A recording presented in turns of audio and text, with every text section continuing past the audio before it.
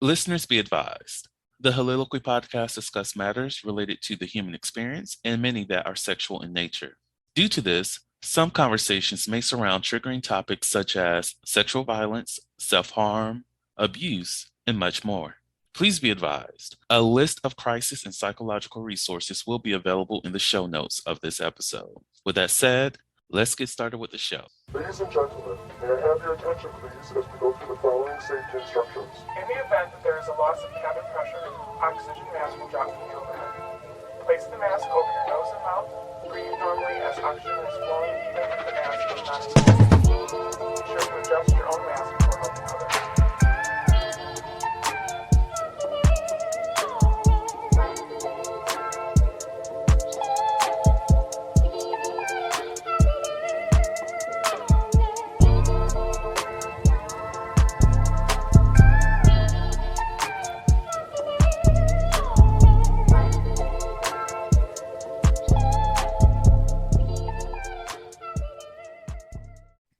Hello, everyone. Welcome to the Soliloquy podcast, where we step out and speak on sexuality. This is your favorite host, Vernon T. Scott, also known as Slaytor Jackson, and for you freaky motherfuckers out there, Sebastian Adams.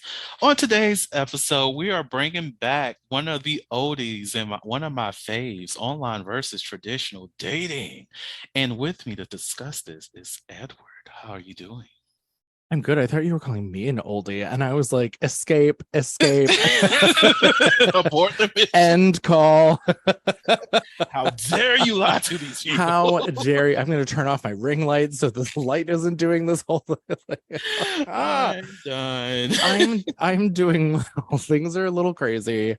Like we were talking about earlier, like the whole job market thing of it all. Like I was laid off at the end of May, and I've just kind of been poking around to see what I can find. I've been temping, and it's just finding a variety of ways to make money in this economy. It's a journey. It's a journey. Yes. And it like I was saying earlier, I'm on that job market hunt as well. And I hate that it's so hard to find a job in like something that you're passionate about. And I'm just like, I swear I'm like extremely niche in what I want to do. What do you want to do? So I want to work with people who are victims of sexual assault and also create training programs for like community-based learning, as well as like helping people understand what rape culture is and like developing platforms and like educational courses for that. And I'm just like, why is that hard to find? I know it's completely specific, but I'm also like, come on, we have all these organizations, like hire me. Totally. But I'm also going to say that like, if you can't find it because it's so specific, just create it yourself. That is true. That's also the reason I know that's why a I have totally Slaytor's Playhouse. Oh, I know that's like a totally, I'm not even asked. I know that's a totally different like skill set to like build something like that under like a not-for-profit 501c3 kind of situation. But like if you know what the conversation is and how to build it, then like the business side is just like throw some money at somebody who does know how to do it. Right. And Vernon's that person who knows how to do it in some levels. Come on. Right? If you're listening and you know how to do it and set up a 501c3, please contact Vernon. Right. Because it's like I know that's like my passion project, and I do it on some level, and I plan on making Slaytor's Playhouse as one of those spaces for people to go to learn these things. Slaytor's Playhouse is my publishing business, but Got it. Okay. Cool. But at the same time, I also want to make money so I can build this for myself. Like, I don't mind working on that privately. So I'm like, can I get in a role where I can help people within the community make a living, as well as save in the process so that I have, cushion to do my passion projects and allow that to skyrocket my career later on in life as I, build sustainably. Totally. Well, and I also think this is such a good tie-in for the subject of this podcast anyway, because it's talking about traditional versus online. And kind of what you're talking about is like the traditional idea of what a business and a company and a job is versus the online version of that. And that is how I'm assuming you would want to function. So like bridging that gap between the traditional way of doing this in the old world 501c3 brick and mortar, kind of like having a community center kind of thing, whereas you're creating an online community center in the digital space that would also be a 501c3, but would probably function and look a little bit different than it would be if it was associated with your traditional community center or something like that. You know what I mean? Exactly. Breaking barriers, Vernon. Oh, just a little bit of something. If you build it, he will come and come and come.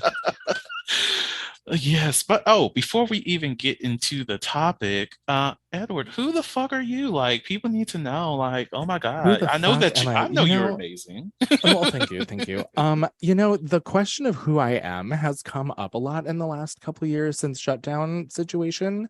And it's been a really interesting journey in the middle of my 30s to be like, who am I? What is this meat sack I'm living in? It's I guess on the surface, I'm a creator. I'm a creative person. I always have been. I grew up around creative people, musicians specifically, and always in the arts, always in theater, always wanting to entertain and be on a stage somewhere. That is kind of shifting in a sense where I'm leaning more into the business side of it, but then also still creating under that umbrella of the business side of it, which is literally just creating, because you have to understand, which most creative people have a hard time doing, is that it's a business and you have to understand that part for your thing that you've created to do well. As much as we would all just like to be like, I created a thing and go out into the universe and be successful. It's show business, y'all. So I'm kind of like becoming Mr. Show Business for myself, essentially is what it is. But I'm an author. I just had a book published this year called Cancer, Musical Theater, and Other Chronic Illnesses that is now being adapted into TV. I just had a producer meeting yesterday with someone from HBO. I'm so excited they want to come on board. So we're kind of like walking down that road now, and that was always the plan. The plan was always, I wrote the book with in mind that I wanted this to be a TV show. And I wrote it very much in the brain lens of Rob Marshall, who directed the Chicago movie musical and the 9 movie musical, and like he's done a ton. He just did the Mary Poppins remake. Brilliant man. And I very much wrote the book in the lens of his brain, and so that's what we're doing now. All like my acting, singing stuff is kind of on pause, hold indefinitely until that's kind of the thing, and that's what we're doing next. Yes, I love that for you. He said that he got contacted by hoes being outrageous. Yes. But that's the thing, like, and that's like, you have to be outrageous. And it's very much like, you hear so many of these fucking people online being like, you have to be your authentic self and then people will come to you. And like, it's hard to be your authentic self when you're creating things to put online, because you're very purposefully being like, look at me, I'm here, and this is what you should be doing. And like, I'm specifically speaking to like coaching world and then like the online business thing of it all. But it's really strange how like when those things kind of fall into place and you do ease back into it a little bit, how things just happen. And this week, you're catching me on a good week for this conversation, especially with like the dating situation as well of it all, because things have been moving in that kind of world for me for the first time ever, like really ever. Like it's been ages. I'm a dusty old bitch. But like it really is just this piece that I've created that is so just me. And the people who have read it, the people I'm approaching to do things with it, it's going to be very divisive. You're either going to love it and think it's brilliant, or going to be like, you're crazy, get away from me. And so far it's been the you're brilliant, I love this. So we'll see what happens, but that's the road we're going down. And I love that for you. Yes. Now I will say, like, I do sometimes have issues with the being authentic people online, because there's never any like lessons behind that. It's like for me, if you're going to do something to help people, do it out of like honesty and earnest, and like rather than always putting things behind a paywall. Like that's why I have this podcast. You do not have to pay to get access to this information that I'm providing on this show, because I want it to be something that possibly helps somebody. But if I'm going to say, oh my gosh, I have such a great podcast that you just need to listen to it, and most of the things that I put out there is behind a paywall, why? Like that's defeating the purpose of me being my authentic self, because I actually want this to help Right. Well, and I people. think it's not it's not a monolith. Like all of this Mhm. comes in tiers. So like you have your podcast and that can be free and access to everyone and kind of democratizing that. But then like if you're going to be doing one-on-one work with people and teaching people, Mhm. then that's behind a paywall because like that is your expertise. That's the thing that people are going to pay you for. And I Mhm. don't think there's anything wrong with that. Where I have issue with it is, I'll speak to my experience as a cancer survivor. There are so many people out there who are coaches who claim to help people through their recovery, Mhm. and they're charging thousands and thousands of dollars to people who have just gone through Yes. cancer, who've just gone through treatment and like the worst hell of their life, and they're trying to figure out what their new identity is as a human, which is a lot of what I talk about in my book. But like these people are like, pay me $10,000 and I'll help you form this next chapter of your life. And I'm sorry, like, unless you're a therapist or a psychologist that has a specific focus in that kind of work, you are not, and have had cancer and have had done this, you are not Mhm. qualified to do that. And you're not qualified to charge for it. So I Mhm. totally know what you mean, because it drives me nuts watching this kind of thing happen online where people are like, be authentic, but also pay me millions of dollars to do this. It's like, all right, well, I think there's room for best of both worlds. Mhm. It's ridiculous, and I am on some level, I am opinionated. no, I That's truly, also who I am. yeah, I truly agree with you because it's like, what are you moving towards when you do these certain things and say these things to these people? And I get, like, yeah, to survive in the world that we live in in this fucking economy, you do have to gatekeep your talent, which is great, but you also have to be realistic about your the services that you provide. And if you don't have the credentials to back the things up, if you actually have, if like, how can you tell other people to be their authentic selves and your business behaviors are inauthentic? I mean, there are so many answers to that that I don't think we have the time to go all through all of them. I mean, I know people who are in like actor theater coaching world that are like, I'm going to teach you how to book your first Broadway show, and they have never once been on Broadway. It's like, no, I love this. I love these humans, but just I understand what you're trying to do, but just no.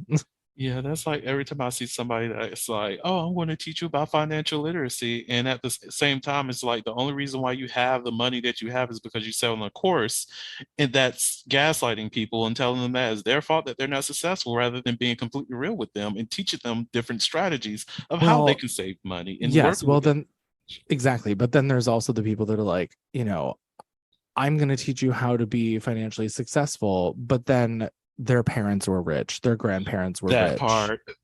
And it's like, then I don't want to listen to you. Like it's of very little value to me to listen to someone who already had money, Hmm. who is giving someone who doesn't have money advice on how to make money. It's like, yes, sure. Listen to people who are more successful than you, sure. Hmm. But to me, it's about knowing the background of where they're coming from. That is, and that's the other thing. There's a lot of privilege in theater world as well, and so you have to look at that. Like, what are these people who are telling you that they can teach you how to be successful? Where are they coming from? Because if it's from a wealthy family that had access to people to get you that success, then like, I'm not going to listen to you, because your experience maneuvering through the industry is very different than mine. And Hmm. I'm not going to be able to just magically overnight have the contacts that you have and become successful. Like, that's just not, it's just It's, not. it's not real. No. Oh, anyways, now that we got that off of our chests, Right. Ooh. chest, that's the word.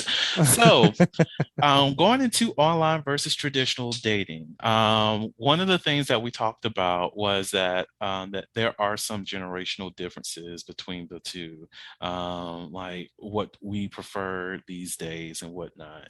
Um, I'm trying to channel everything that we talked about that day, and it's so hard for me to do that most of the time. But what are some of those generational differences?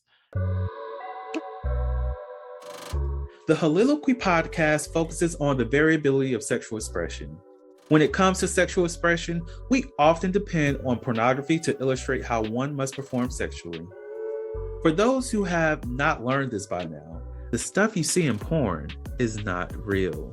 Pornography provides a singular perspective of sexual expression that is not often the reality we see during our own sexual encounters. The Soliloquy podcast is a conversation that takes you outside of the compressed box of what many know about sex. Some of the topics we discuss includes kinks, condom usage, status disclosure, and past sexual experiences. The Soliloquy podcast steps out on sexual norms and recognizes that the norm is not the only normal. Subscribe today and join the conversation. What we prefer these days and whatnot. I'm trying to channel everything that we talked about that day, and it's so hard for me to do that most of the time. But what are some of those generational differences? Well, I think what we're looking at now, this conversation of like traditional versus online dating, it really kind of depends on the age of the person that you're talking to. Like, again, I'm in my mid-30s, so I grew up without the internet. Like, I didn't have the internet until I was probably 15 or 16. I didn't, well, maybe a little earlier than that, but you know what I mean. And then, like, I didn't have an iPhone until I was like 22, like, so I spent more than half of my life without one. And so the accessibility that we have to humans now for professional purposes, for dating purposes, whatever, is just different. And I cannot imagine what it would be like to be someone younger right now who has grown up without ever knowing anything else. Because to me that, and I can't speak for like a 20-year-old right now, but like to me, it's like, oh, dating, you go online to do that. And it's like, wait, you guys used to meet people in bars? And it's just, oh God, like we all do it, it's not like from a place of judgment. Do I think that it would be really nice to have like the Hallmark movie moment where you like bump into someone on the train and you have like sparks and magic and you go home with them and then like 6 months later you're married? Sure, that would be cute. That would be real cute. And it would make such a great story. But to me, all that is a great story. And like, are there true things that happen along those lines where people do fall into relationships in that way? Yeah, sure, probably. Not me. I met one of my exes in a threesome, so like Oh, I love that. That's an interesting story there. Yeah, well, it was until it wasn't. But it I don't know if there I don't think there's a right or wrong way to do it. It just is different. And there's a guy that I pride myself on the fact that I have a lot of older gay friends. Like, we're talking in their 60s. And obviously, like, they didn't have the internet until they were 30 either, or like 40 really. So like watching them date in the online space is very different than watching someone who grew up with the internet and apps dating in the online space. And like, admittedly, I'm so bad at dating. Like, we're coming up on 10 years of being single here. So like, I don't want to do it. I don't like doing it necessarily. I'm very busy a lot of the time. And so I just don't prioritize the time to do it. And the couple dates that I have been on in the last year or so have just been kind of underwhelming. And so I don't know if that is because of who I'm attracting, if that is because I met them on an app and there's like a different quality of person on an app versus not. But then also, with that said, being on an app myself and having friends who are wonderful, lovely human beings who are also on apps, it's just like, that's kind of also not a good accusation of that. And like, to me, and I hate this phrase because I feel like it's just laying down, but it is what it is, and like, whatever works for you works for you. No, I agree with that. Like, I've met some wonderful people in like public settings, where we had great conversation, but not a good, chemistry. I've met people in public settings who were just complete trash. And I've also met similar people online as well. It's like, regardless of where you look, these profiles, these individuals in person, they're actual people. And because they're on an online database or they're in person, they're still a human being. They're still somebody who behaves in reality or whatever their reality looks like. These are people who are living and doing the things. Yeah. So they can only present themselves however they choose to present themselves, regardless of the container that you use. I can be at a bar and this person still be trash. I can meet them or, I met that same person online and they will still be trash. Like it's just who they are. It takes them having the intentions of growing something or wanting to engage in something outside of just the apps or outside of just sex on a first date or outside of just having conversations with the person and not growing from that. It takes the intention behind that to actually build a relationship. And I think that's the thing we fail to understand when it comes to either form of dating. Well, and I also kind of want to point out that like being on an app and talking to multiple people at once and getting messages and notifications from those people releases dopamine in your brain. Mm-hmm. That's like, oh my God, somebody messaged me. Yay, love, do more of that so you can get more of this dopamine situation. And, if I think that by doing that, that is kind of what is maybe dulling down the excitement of meeting someone that you're really interested in. Because if you're really interested in that person and you meet up and you have a great time, like that's more dopamine. But then you go home and you're so addicted to having that notification constantly and that instant gratification that when you go home and that person isn't there, you still need it. So you go back to the apps and then you get into this headspace of like, there's something more around the corner. There's something closer. There's something nearby. There's something that's not the next thing. And it's not that I think having access to that amount of people is bad. Like I have friends overseas that I've talked to for years on apps that I've been able to meet over time, as friends and whatnot and whatnot. But like, I do think that there is a level of addiction of that feeling of getting notifications that overrides the actual want to make an authentic connection. And I know this because I will delete all of the apps. I only really have one or two, but I will delete them all off of my phone for like months at a time, sometimes years. I went 2 years without being on an app.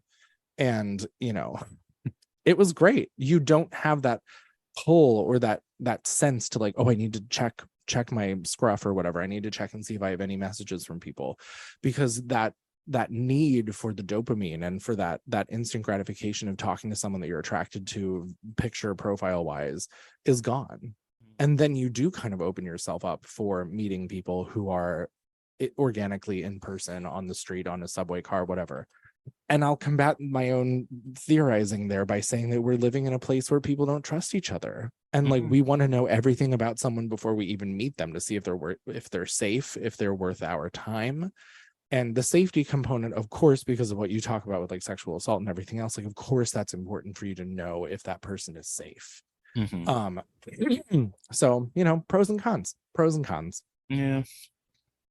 And I was thinking about like how I engage on many of these dating apps, like for if it's like a casual hookup or something like that, which I'm moving a lot further away because like I'm currently in the stage of truly only focusing on myself and not including any kind of sexual things within that because I have the toys that I need that will get the job done, and I love that for myself. But outside of Yes. that, Some I'm just plastic and some batteries, man. go a long fucking way.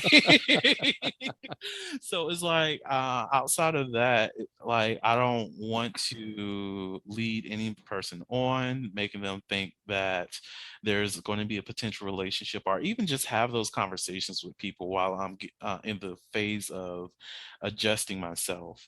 But on top of that, I'm a firm believer if I actually see something in a person and I want to grow something with them, I don't want to engage on those apps. Yeah, yes, we met on this app, we are communicating on this app, but let's move our communication somewhere off the app. Let's exchange each other's numbers so we can communicate that way. That way, I'm not looking forward to an app to notify me or anything. It's just my regular text messages. Yeah. Unfortunately, I have my do not disturb on, so sometimes I might be I might respond a little bit later than what Right. you It's going to take a expected. minute to get back to you, but But I appreciate you for texting. I will get to you yeah. within No, hours. I think it's really a culturally strange place that we've found ourselves in when it comes to this, because I don't think it's bad either way. You know, like if dating on apps works for you and you've been able to find long-term relationships through that, or make connections with people that are maybe not long term but more platonic, long term in the platonic sense, but like, you know, if I've certainly met tons of people on apps over the years that have still remained in my life in some capacity or another, and I'm grateful for that. You know, like so many of my good friends that are like in my inner circle of like the private information about the ongoings in my life, like those are people that I've met off of apps. And you know, I do think it's different now in the making friends component of it all, um than it was years ago. Because years ago, if you wanted to make friends, you just went to bars and like you like hung out in bars and you talked to people, and we all didn't have our cell phones like in our faces all the time. I remember being there used to be a bar in New York called Therapy. It fell down a couple years ago. The wall literally crumbled and they closed it. Just so many That's opinions, but ironic as hell. yeah, but right, the bar called Therapy fell apart. um I can't. But I remember when iPhones first came out and like Grinder and all of that was the go-to thing, like before there were any other apps really. I remember going to this bar and walking in, and like there was like the stairs were in, like you walked in and there was stairs to the left, and it's open now as a different bar, so I don't know if it has the same setup, but you'd walk to the back and the bathrooms were straight ahead, and then to the left was the bar, and then this big community table, and then a little like standing area here that had a little shelf for your drink. And I remember seeing all of these people sitting at the table and backing up against the wall that were like down on their phones, and then like looking around the bar for the person that they like saw on the grid. And I just remember, I was young. I think I was probably maybe like 22 or 3 or something like that. And I just remember being like, oh no, like no one talks to each other anymore. And I remember this shift of like being at gay bars back in the day when flip phones were still a thing and nobody gave a shit and there were no apps and everything else, and there was still this camaraderie. Like I met this guy Josh like through other friends, and we hung out by this door in the back and we are talking, and like still one of my favorite memories of the first summer that I lived in New York. And we were talking and I don't know what happened, but he like leaned back laughing and the door was unlocked and he fell on the floor on his back, and we were just like laugh crying until our faces hurt. It was so fun. And I just don't know if that happens anymore, because and it probably does, but I remember when it was first new, all the apps were new, and just seeing people in bars like with their faces in their phones in their apps, like cruising for people who were literally in the bar. And it just was with this weird, like we were talking about earlier, barrier to entry of like, just go talk to them. You know, the pre-iPhone, like just go talk to them thing is kind of over, I think. And maybe it still happens, you know, like where people just come up to you at bars and talk to you. I don't know if it happens as often. It's certainly different.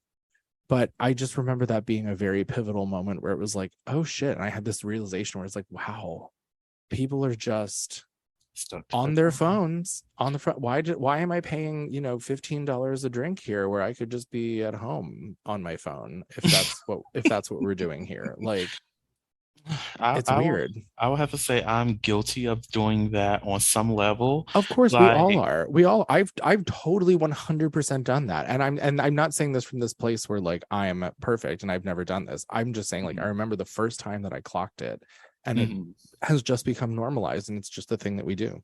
like for me, whenever I do it, is not to like engage with anybody. It's more so like just let y'all motherfuckers know I'm in the building. And if you Right. communicate with me, you communicate with me. Just know you might not get a response until I get home, and I'm like I can actually focus on it, because I've gotten to a place now that I haven't.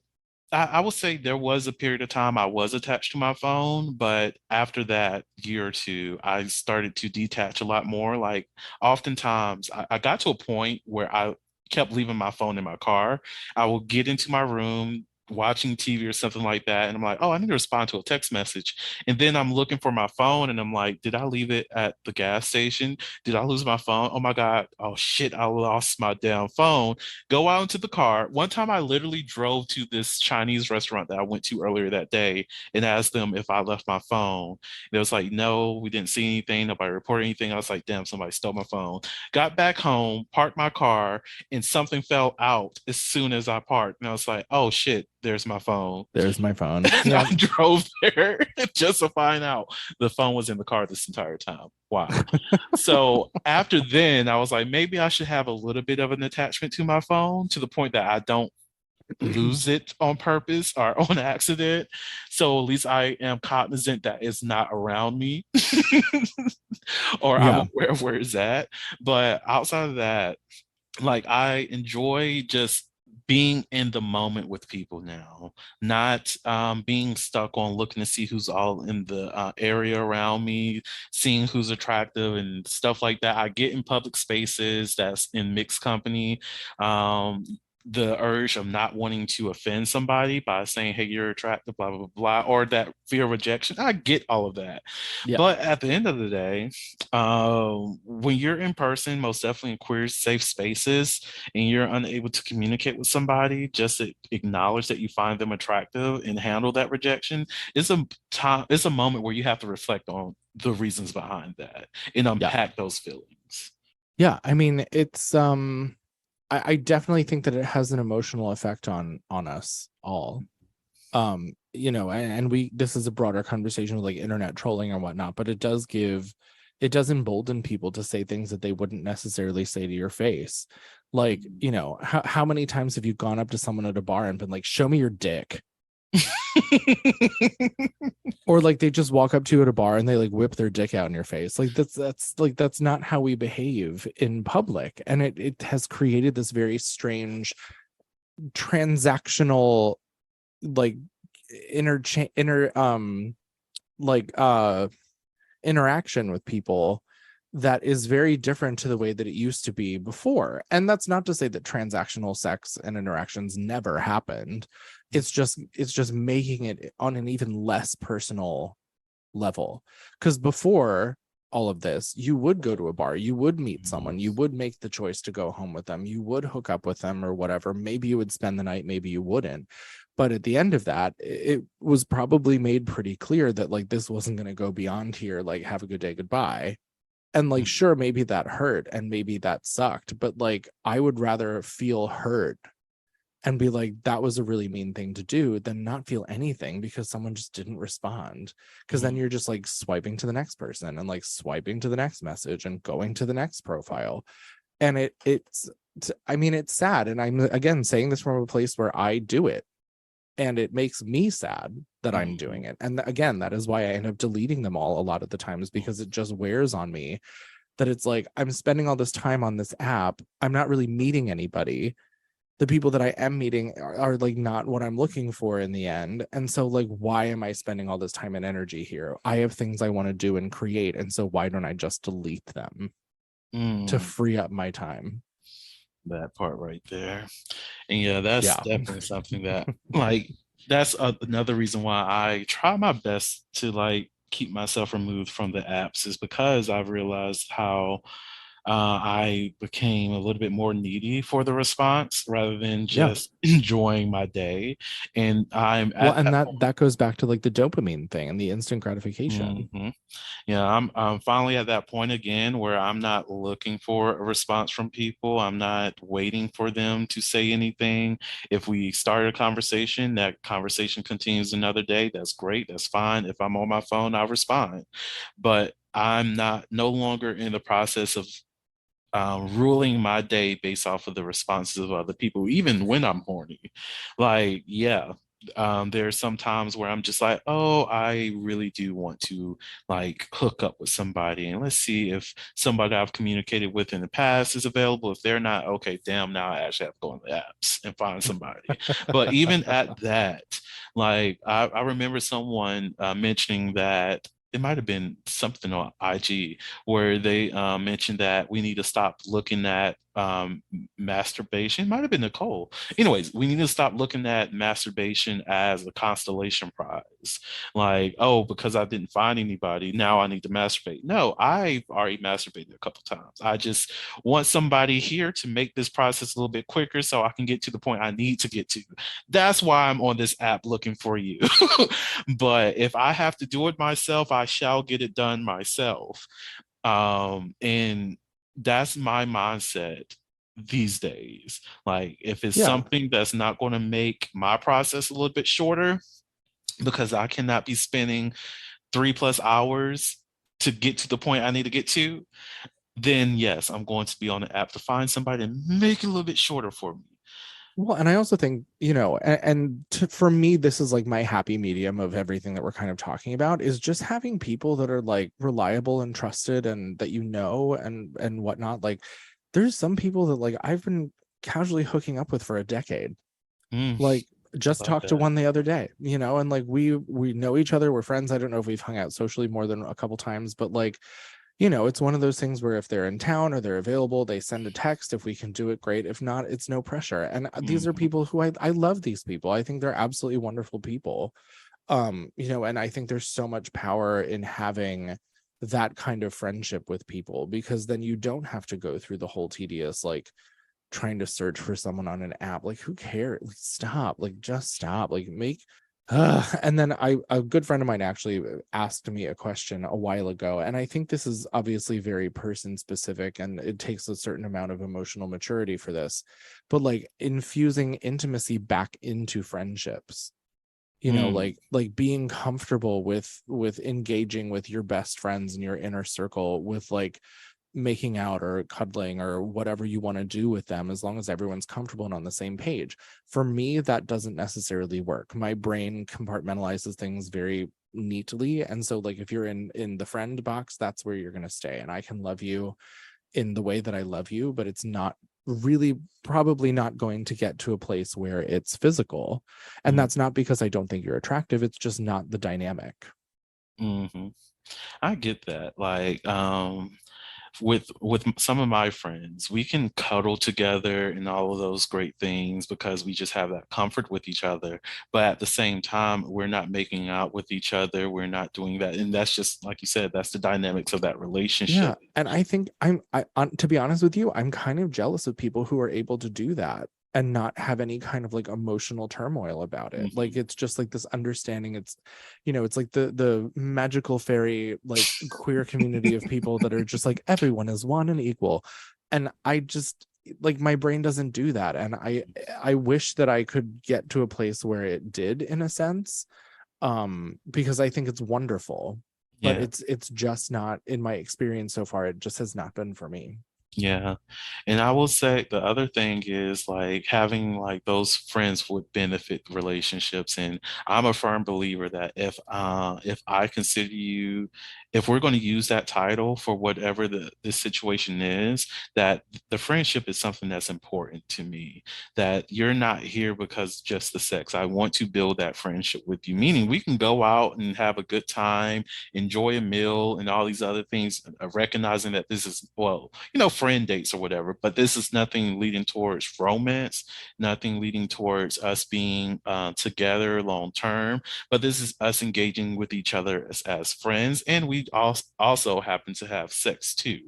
And just respecting those boundaries between each other. Like, even if that person happens to be in a relationship too, is understanding that this is what our dynamics are, and I respect the dynamics of wherever that case is. If your partner feels some type of way about us engaging in that manner, I will not do that because Right. I Then I respect your right. relationship. I'm out. I'm not here to break anybody up. Like, Exactly. That's not my intentions at all. yeah. I'm here for the friendship side of things, primarily, and the benefits is just something extra.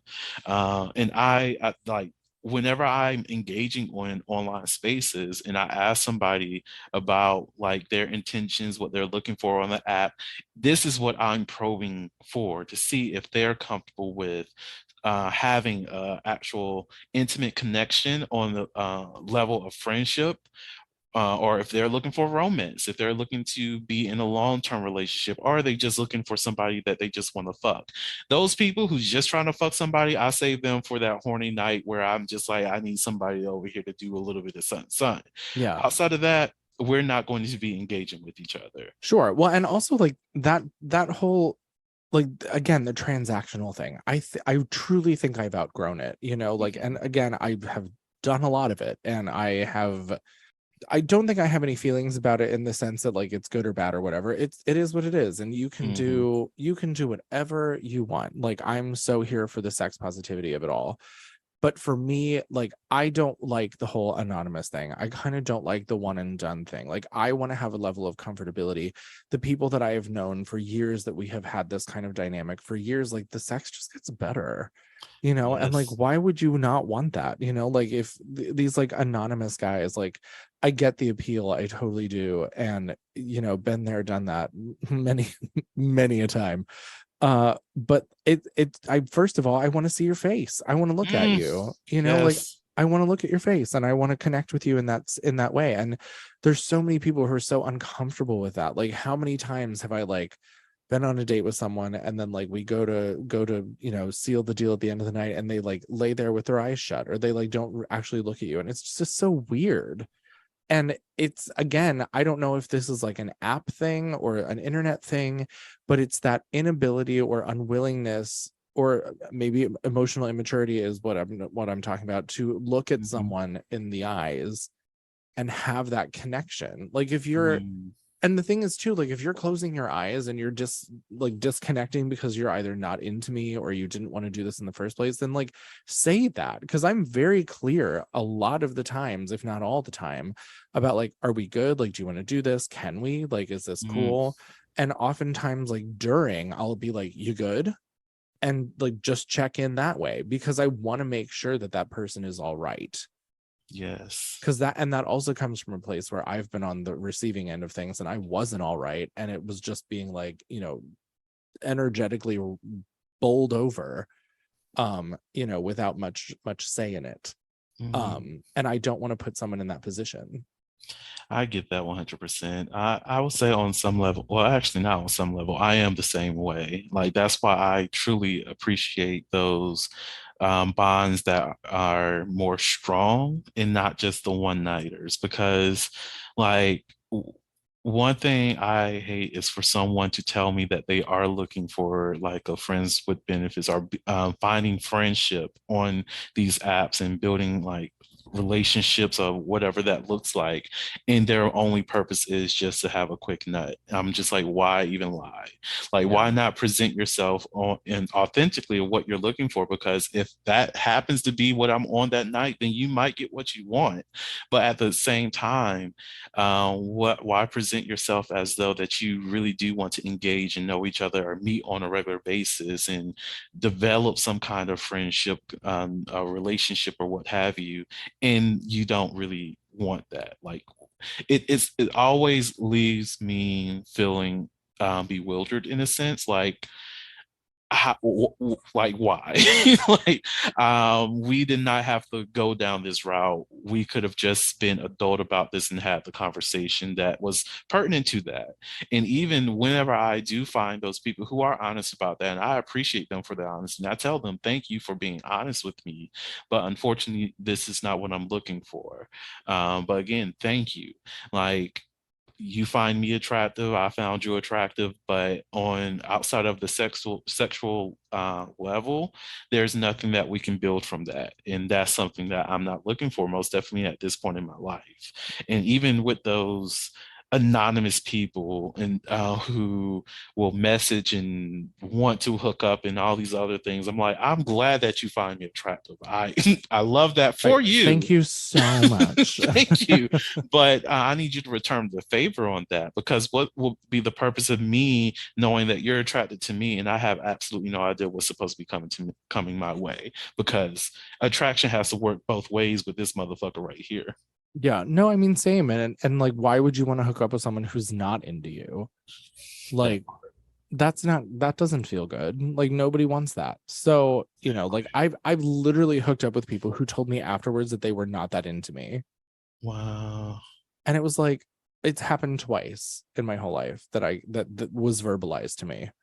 Uh, and it doesn't feel good. So like, why would you not have that conversation beforehand, or have the wherewithal to be like, you know what, like, I don't think this is not what I want, and I'm so sorry. Like, let's just be adults about it, you know. And Mm-hmm. this is again, I think, kind of a symptom of, you know, communicating digitally 100% of the time, because you lose that ability to communicate verbally and just be able to say out of your mouth, like, hey, I'm really sorry, you know, like, I'm just not that into you, and it's, you know, it's nothing personal, it's just me, and it's cool, and, you know, we don't have to make this a thing. I It's would much rather hear that than be like halfway through something and have them be like disassociated, like glazed over looking at the ceiling. Like, nobody wants that. Like, just mm-hmm. communicate. And that is kind of one thing that I do like about smaller dive bars in the city. Like, there's a couple here that are on the smaller, grungier side of things that when I was drinking more often, I would go to, that people would talk to you, and it was very neighborhoody, and I could most of the time show up at a bar and know someone. And so then it was like talking to them and then meeting their friends, and like, it feels so much better than just being on your phone. Mm-hmm. And, you know, I feel for the, and it's so easy to clock too, and like, people show up at a bar together and then they sit down at the bar and they're drinking, and the whole time they're like at the bar leaned over their phone, and like, they'll exchange words to each other every so often. It's like, are you friends? Is this a bad date? Like, what is happening here? Like, Right. it just makes me uncomfortable for them. Mm-hmm. And I don't know. I love human connection. I like people a lot, and I want to get to know people often. And like, putting this barrier of screens between people, like even what we're doing now, it's like, God, I just wish this was in person, you know, like, I so prefer it. I understand that, like, of course, with the use of phones and apps and internet and everything else, we get to meet people that we would never have met otherwise. And that's so cool to be able to cast such a wide net. And again, like I said, I have friends all over the world because of it, that I've met who have been here in the city, that have like follow me on socials or whatever, and like, they're people that I care about very much so. You know, and it's you know, more of that, but in person, please. Mm, yes, yes. That's one of the things I crave myself too. Like I often think about like when I was in undergrad and there was like random events on campus that I go to because it's fun, it's enjoyment. It's like things to do with other people, to do things with other peers, even peers that you don't even know that exists on your campus. It's just something completely new. You enjoyed it and you found a new friend in the process. And I think outside of those spaces, in these spaces where you have the choice of all the different things, people choose to not indulge in it. And I'm just like, why not? Like, I've recently started going to a lot more poetry events and I've met new Oh, people. cool. So amazing. Like, I performed at some of these events. It's like I'm still, you know, I still have my friend groups, but I'm expanding the people that I know in the process. I'm connecting with a lot more people by going outside of either my comfort zone or going to new places that I've never been before, because that's how you really get to grow the people that you know. That's how you get to understand different perspectives. That's how you get to engage in different facets of life, because you're taking the opportunity to step outside of just having the phone in your hand. Like, Instagram is great. It gives you glimpses into other people's lived experiences. But at the same time, you have so much beauty within your own neighborhood that you tend to not notice because you're so focused on your phone and other Yeah. people's Well, and lives. I will say this really quick. So one of the things that I do in my professional world is like marketing, branding on social media specifically. Like, I will help you build your brand. I will help you like schedule the things out, give you content ideas, help you create it, all the things. And so for that purpose, it's great to build community. Now, the way that that is starting to function within the online space is very much community building instead of I'm selling a thing. Mm-hmm. Bigger brands are starting to do it. We're starting to see trends in product placement versus selling for people who are doing affiliate marketing and otherwise, you know, like, instead of being like, hey, this is my water bottle, you should buy it, it's like over here and you're having a 20-minute conversation and it's just there. And then if people are into it, they're into it. and they'll ask. There was a video that just went viral recently with this woman who had a Rugrats like thermal thing, whatever, and she wasn't making a video about it. She was just like preparing a drink or something in it, and then people went ape shit for it, and she made a follow-up video that was like, oh my god, I had no idea you guys were gonna love this. Like, the links below, that's where I bought it, like, go buy it. It's this creator and whatnot. And then there was another follow-up video where that creator had messaged her, and they had life-changing amounts of orders. And so, like, for that purpose, like, social media is wonderful because you are then creating a community around this experience, and it's micro experiences like that, and then a larger experience as a whole.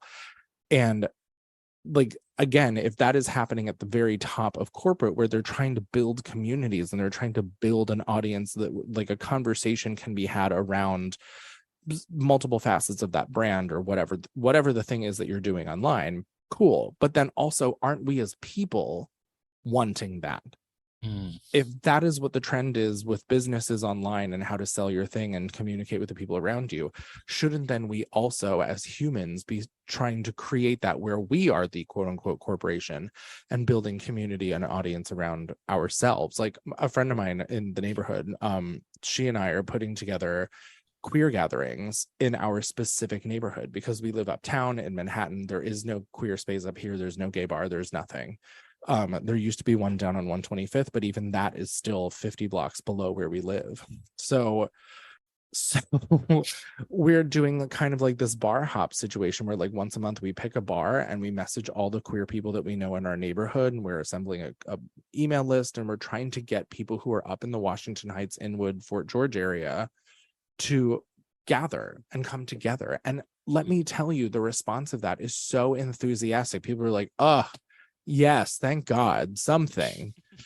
And I just can't help but think that that is a more widespread, maybe unspoken need that a lot of queer people have right now.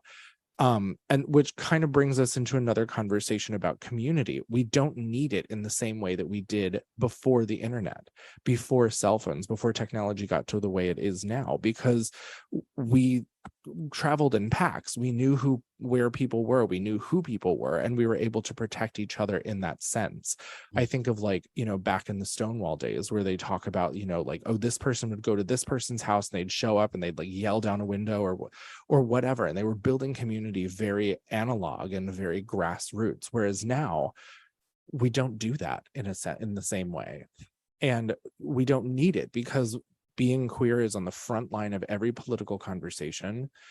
Pride is now a major international movement. And it's not that we shouldn't have community, it's that we don't need it to survive in the same way that we did 50, 60 years ago. Should we still have it? Yes, because obviously there are marginalized people who are being targeted in disproportionate, like, numbers to straight people, to, like, more binary queer people. But, like, having that sense of community and building it on purpose, I think, is still only found in the queer space, in the more marginalized groups. And of course it's necessary because of that targeting, but I think as a community as a whole, like, can we just all do it? Like, I'm so here for it. I'm so here to protect and serve. Not that, I'm a cop, but, like, he's a cop, he's the fan. I'm a cop. End call. Abort. But you know what I mean? Like, I want to be here to help and to serve my community and to protect them when need be. And that's hard to do when you're on an app. No, I get that. I agree 100%. I think that we do need a lot more of those in-person gatherings, those things that help everybody just feel welcomed and feel whole and feel supported, and know that regardless of, once you leave these rooms, you still have people who's on your side, that exist in the reality of things, that regardless of what you see on the news or what you see on your thread, that once you come here, you're going to be loved. you're going to be loved on and you're Yeah. going to be appreciated. Well, and I think that is also, unfortunately, the burden of the people in the community that don't feel welcome. And I'm saying this from a place of like understanding what my privilege in society is just because of who I am, like as a white can be straight presenting person if I need to be, that's on a binary spectrum. But like a lot of this is the fault of promoters of events. You know, you put the white muscle gaze on the front of everything, and then that Mm. immediately ostracizes 98% of the community. And like, are you going there to like hopefully have the some fantasy fulfilled? Maybe. I don't think that in that sense of like the club events and going to a club and going to drag shows and whatnot, I don't think that that's what we're talking about per se. Like there's a time and a place for that. It's not my bread, it's not my jam. I don't want to do that.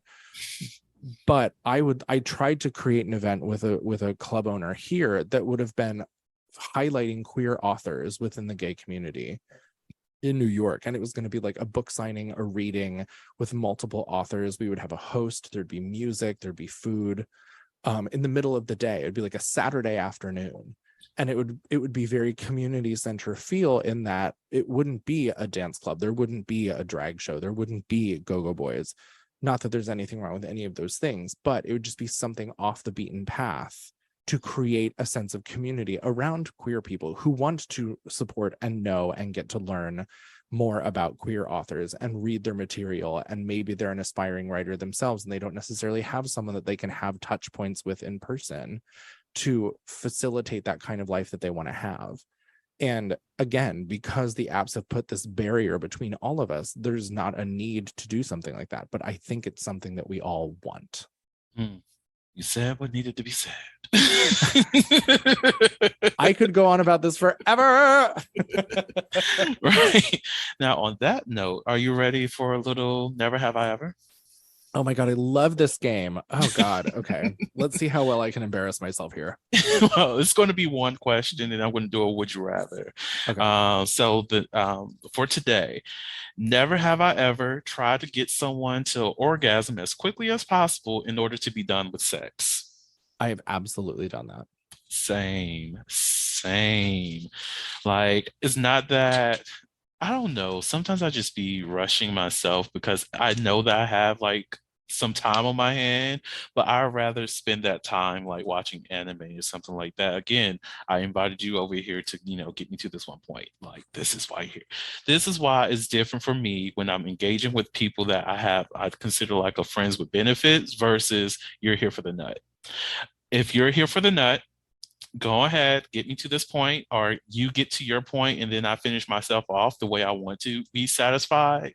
Mhm. Thank you for your contributions to that. But I just need you to go ahead and go. But Yeah. whenever I'm engaging with people that I've built that connection with and have friendship and camaraderie with, I clear out my schedule. I'm like, look, we can have a good time. Like, let's enjoy each other's company. Let's enjoy each other's bodies. Let's have a fun time. Yeah. Like I've had 3-hour sessions with people before, and that's just because of the connection or the play that we were doing, and I Yeah. enjoy those. But yeah, outside that, just get the job done, okay? Like, you know why you're here. Get in, get out. What were some of the contributing factors for your get in and get done Oh situation? my God. To be honest with you, there are so many of them that I don't know. I think it was either I was busy and it was just like I need this to go quick because I have shit to do. Mm. I'm sure there have probably been some where I was like in a public space and like we were trying to like Get it in. just have the experience and get it done before we get arrested. Mhm. But I mean, as far as like in my apartment, I faked it before because like some shit wasn't aligning right, and I was like, "Oh, I'm done. I'm so sorry. That was quick." So I have a story for that. tell it. So I can come multiple times, right? Okay. And there's been times where someone will, make me nut or whatever, and they think that I'm done, but I'm really not. I can continue going. But if I am not like the sexual chemistry is not matching or I'm not really feeling it anymore. And I'm just like, yeah, you need to go. I just act as though, oh my gosh, that just took everything Oh, out of I'm me. just so tired. Oh my God. Thank you so much. Did you? Oh, you didn't. Oh my God. I've done like the when I was really young, when I was like 19, I had this guy came over who did not look like his photographs on gay.com because this was pre apps and smartphones. So we used gay.com. There was Manhunt. There were other websites, whatever, that you would like type into it, whatever. But gay.com had chats. And so I was talking to this guy. He was a little older. And I was like, cool, you look like a hot, like bald, bearded, get the situation done. And he came over and it just was not that. It just wasn't good. It was not well represented in the online sphere. And what we had talked about online was taking a bath together and then like hooking up and having fun after we took like this, because I had this big jacuzzi tub in my first apartment. I don't know how I ended up with that, but like it just was what it was. And it was like a regular bathtub that just had jets in it, whatever. And he came over and just like immediately started getting undressed to get into the bathtub. And I was like, oh, what am I gonna do? And so what I did do, and I'm not proud of this, especially because I keep seeing this person around town and have for the last 18 years. Every so often, I'll just see them and be like, while I was like, you get into the bathtub, I'm going to go grab something out of my bedroom. And when I went over to the bedroom, I threw a bunch of shit on the floor and pretended I fell and hit my head. And I was like, ow, oh my God. And I just was like, I basically like not faked a concussion, but I was like, I think I need to go to a hospital. And so I Wow. got him out of my apartment, and then I was like, oh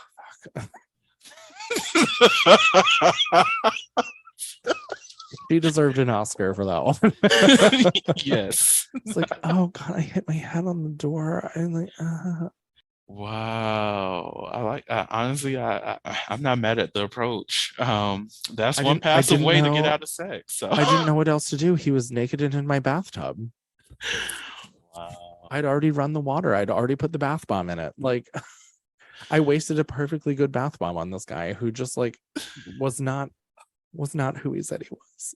Wow. See this what was he a catfish or he just it was like an older It was picture like it or was an older photo. It was very strategically cropped.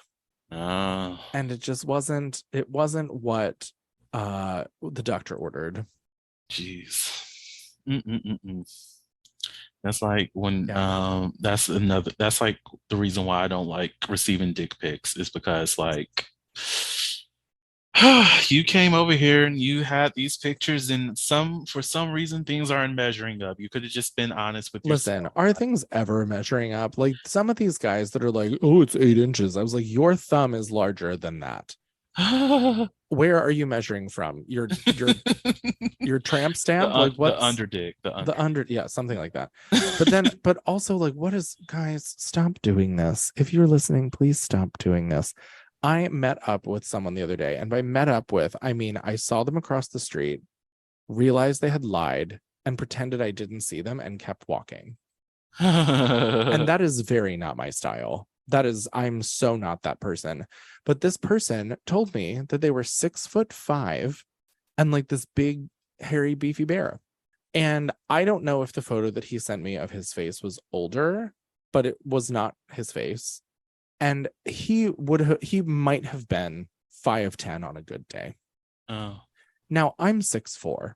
I know what 6'5" looks like. It's eye level with me. If I'm looking down at you, you're not taller than me. And it was just like, I can understand saying that you're 6'5" if you're 6'4". That I can understand. But if you're going to tell me that you're 6'5" and you're 5'9", honey. Like what the fuck did you think was going to happen with you? Like literally, what did you think? Not that I have to be with a guy who is tall. That's not what I'm saying at all. It's just like he wasn't unattractive. I was just mad that he lied about it. And then it's like, what else are you going to lie about? Exactly. Like that's my mindset when it comes to people and meeting up with them and they just lie about the most frivolous thing. Like, why did you even lie? Like what I already told you But that I found you men do this attractive. all the time. Men lie about their height all the time. It's It so doesn't. dumb. I used to be friends with this guy who used to say he was 6'4". I could see the top of his head. And it's not that he wasn't tall, but he was not 6'4". And I told him about it one time because he was like, "Oh, we 6'4" guys." I was like, "I can see the top of your head." And I patted him on the head, and he had an utter meltdown in the bar and didn't speak to me ever again. Mm.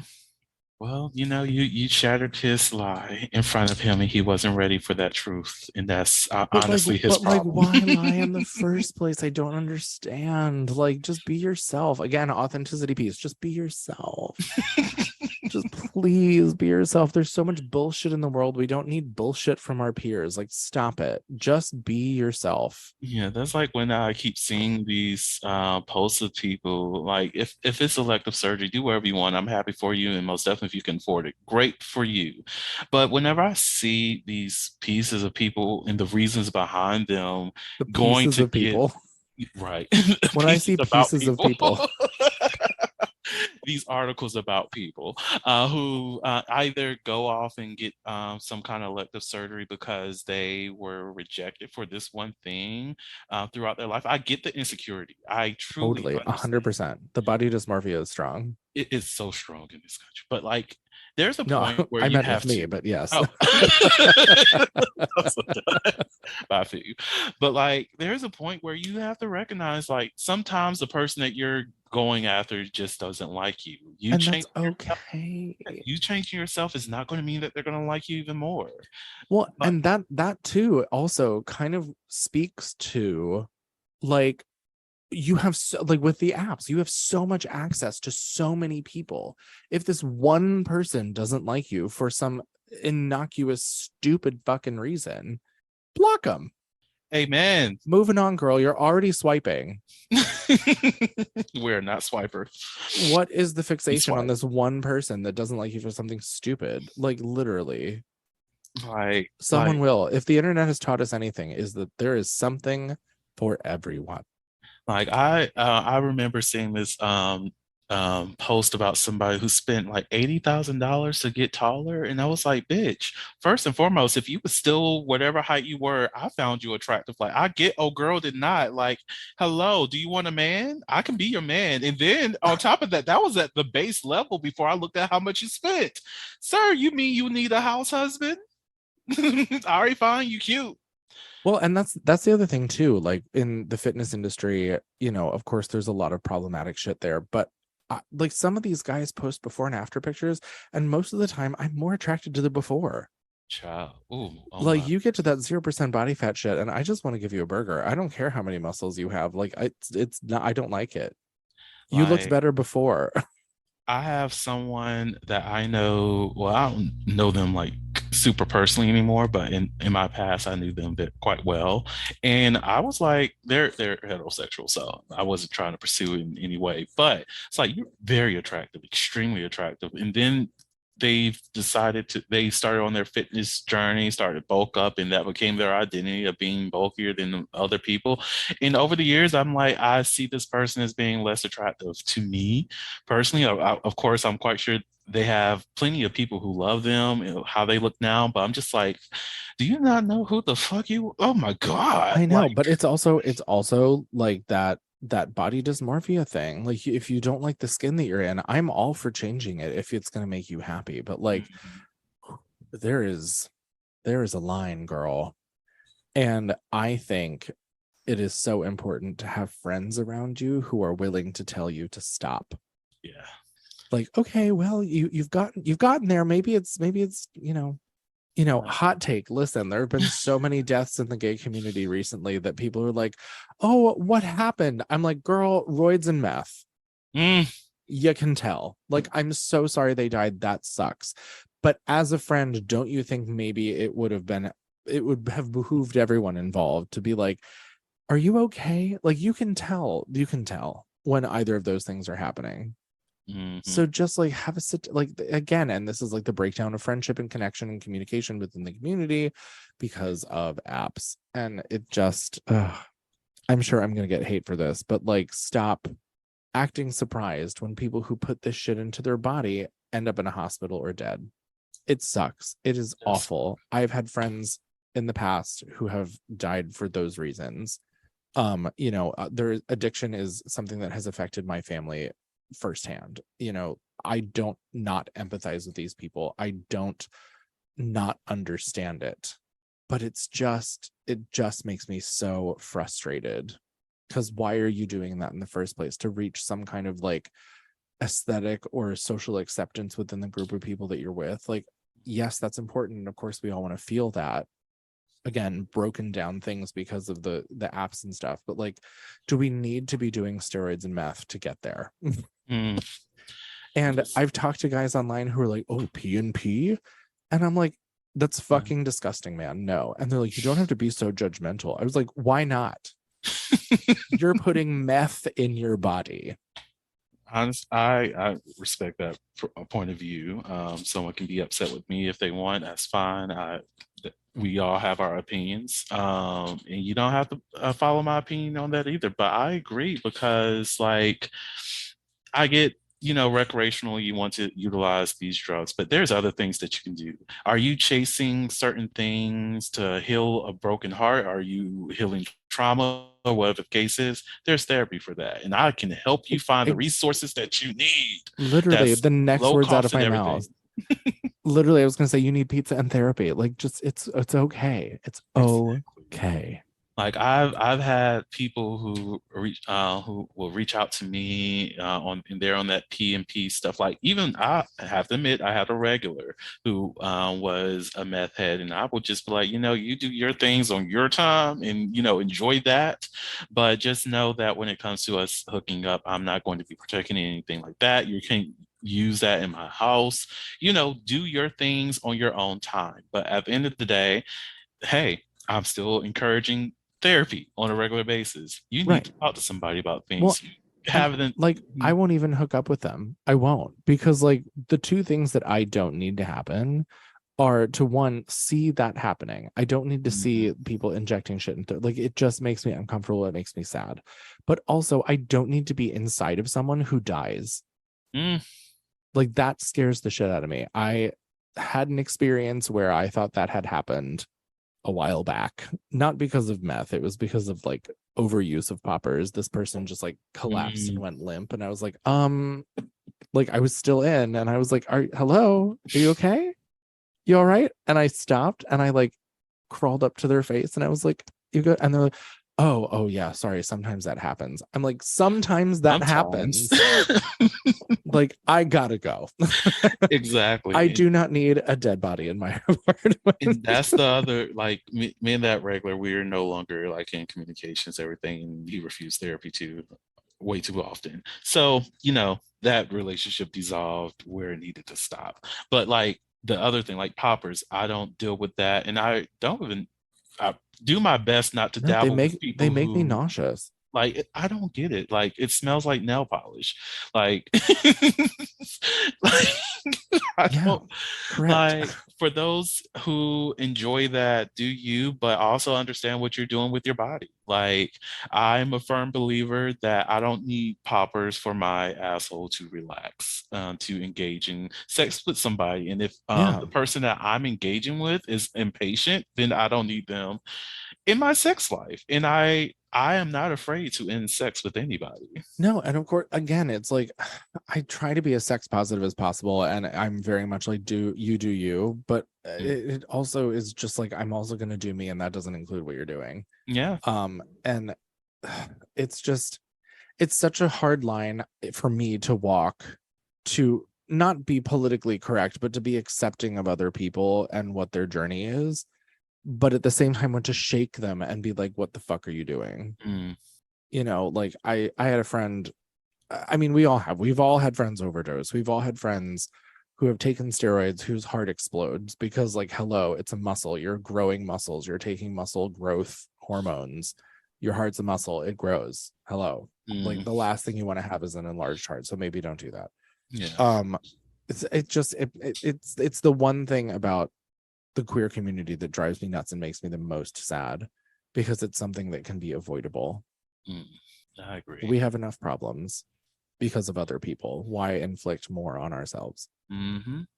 And the culture of drugs within the queer community is very interesting if you sit down and think about it. And it's so harmful and it's so so saddening to Yeah. look. Well, and I don't want to harp on this for too long, but I did, this one particular friend that died of an overdose, he tried to convince me that it was okay that he was doing meth because he was getting his graduate degree in biochemistry engineering or something like that.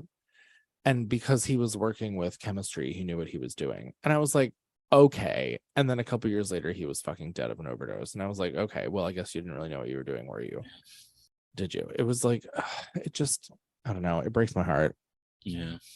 Well, there we go. Depressing conversations at the end of the Holy podcast episode with Edward. Oh my God. But this is why I have the disclaimer at the front of every episode. Right. We never know where this is going to go. Never know. But on a different note, Edward, other than depressing us even further, do you I'm so sorry. That was not my intention. It is okay. It is okay. Do you have any other last words that you would like to share with the audience before I close this out? I don't know. I feel like maybe we should do a Never Have I Ever to like lift the spirits of things a little bit. We can. Just we'll do this. Would you rather? Okay. Would you rather watch your partner masturbate or have your partner watch you masturbate? I don't know if I think my answer is neither. Interesting. And it's not like an, oh, I don't want them to watch me, or oh, I don't want to see that. It's just that I'm a very tactile person. Mm-hmm. And so if my partner was doing that, I would want to join in. I wouldn't want to just stand there and be like, duh. I wouldn't. I'd want to partake. Mm-hmm. So this is one of those questions. I just say both of them. Both of them, because I'd rather it just be us engaging in masturbation, watching each other do it, and then on exchange, like mutual masturbation, just, enjoy it together. Because if I'm going to be in the room and my partner's body is out in this way, I'm going to be like, hey, can I like engage in this with you? Like, right. Well, and that's what I mean. Like, do it together. I want to enjoy it together. Right? I want to touch you now. Like, how dare you come into this room naked and think you're not going to get touched? And now if they say, oh, you cannot touch me, bitch, now we're into some role play shit. Like, oh my God. Why can't I touch you? I feel like maybe this is like super old man of me, but I feel like if I was with someone that was doing that and I was like, let me touch you, and they said no, I'd be like, cool, I'm gonna go sit in the living room and watch TV then. Because this feels like a waste. See, for me, of course, if my partner says no, I'm not going to push. But in the certain moments, I will like if I feel kinkiness going on in this no, we're going into it. We're right. going read the room. Read the room. Going, yeah, right. Like, so you're denying. Is that what you're saying? But Daddy, I love him. Oh, child, let me not challenge the Dom in me today. All righty. So, look, we ended that on Vernon almost bringing out his whip. So, I have my writing prop right here to the right of me, as you can see. Amazing. Right I here. love. So, I almost brought it out. But, yeah, any last words now?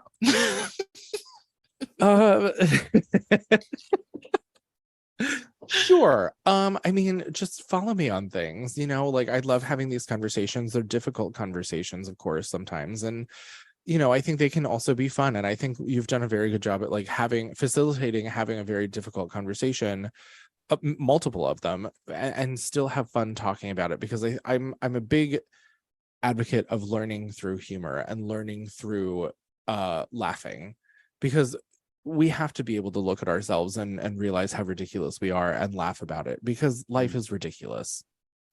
It's heightened, it's scary, it's weird, there's a lot of emotions happening. And so if you're unable to laugh at it, like, come on, like I'd much rather have a serious conversation with someone and be able to laugh during it and about it than not, so like, I'm here for it. Hit me up, let's do it.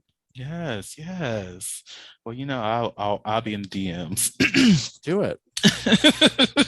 On that note, again, Edward, thank you so much for coming onto the podcast. Thank you for having me. Of course. And to the audience out there, thank you all so much for listening to the Soliloquy podcast, where we step out and speak on sexuality. And just in case no one else told you this today, you are beautiful, you are worthy of happiness and joy, you are enough and then some. You may not live up to the expectations of others, but that is okay. You are only required to walk in your own shoes. May each day you live lead you towards abundance. With that said, love you all and see you next episode. Bye.